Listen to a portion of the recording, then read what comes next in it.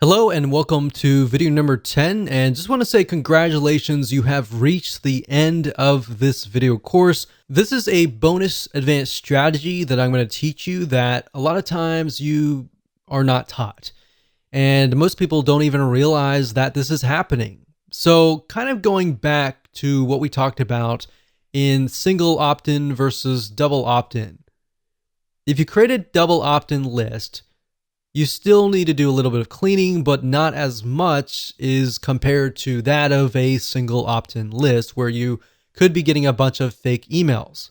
So in other words, cleaning your lists consistently and maintaining that every single month. Because like I said, email ISPs like Gmail, AOL, Yahoo, they do care if you have people on your list that are actually active or not. If they're not, that can be an issue. So if you have a list of 1,000 people, and out of that list of 1,000 people, you have 100 people on there that are fake, that will actually hurt your email deliverability.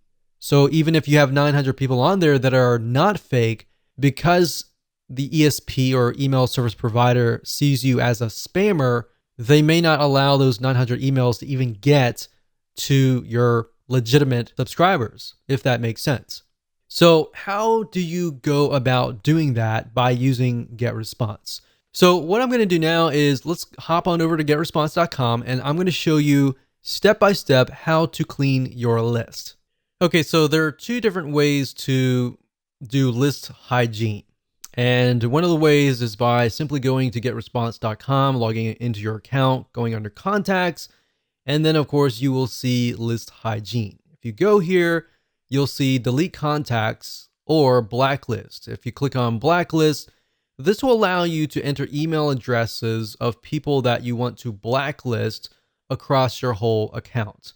So to do that, what you can do is go to blacklist, click global blacklist for my account. And what that will do is it'll remove them totally from all of your lists, meaning anytime somebody tries to sign up again, they won't be able to sign up. Now, obviously, they could get around that by entering a fake email if you had single opt-in turned on, or they could use a fake email address even if you're using double opt-in as well. So this only protects you to a certain degree, and this works actually really well in a lot of non-technical niches, especially.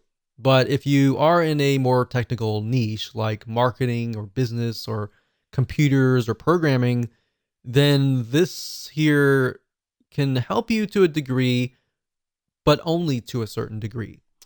And of course, blacklist for specific lists, which allows you to blacklist people for specific lists. But at the end of the day, we recommend doing the global blacklist compared to the specific lists. Now, another way of doing list hygiene and finding people that are maybe not active is by going to click search. Now, another way to do list hygiene is go to search and click on advanced search. And what we're trying to do here is find people that maybe who have never opened an email before or have never clicked a link before. Now, one thing to note here is that unless your emails are HTML emails or template-based emails, you're not going to be able to track whether or not they opened the email. So keep that in mind.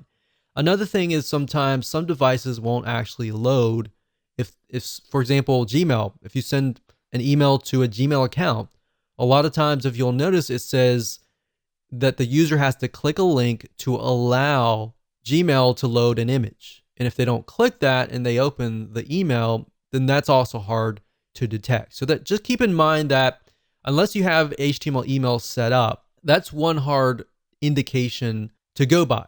Now, one good indication to go by is if they actually click the link. So regardless of it's a plain text email or an HTML email, as long as they click the link, you can detect that. So what I would go by is people who do not click links. All right.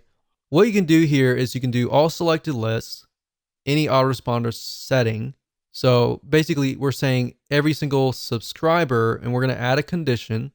And let's say contact actions. So message open.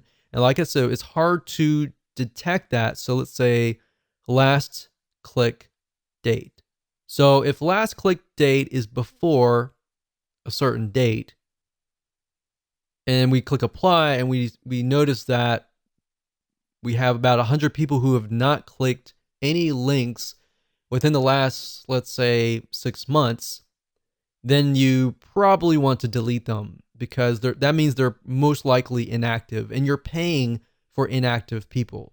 I know psychologically you might be thinking, well, I want to keep that list. What if that list were to come back? You put them into a segment, you email that list, and you say, hey, I noticed that you haven't clicked any links.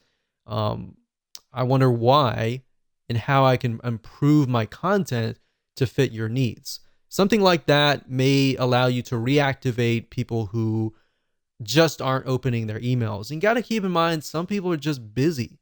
So you can do that, but you can do the opposite. And let's say you send that out, nothing happens, and you might get a few people clicking.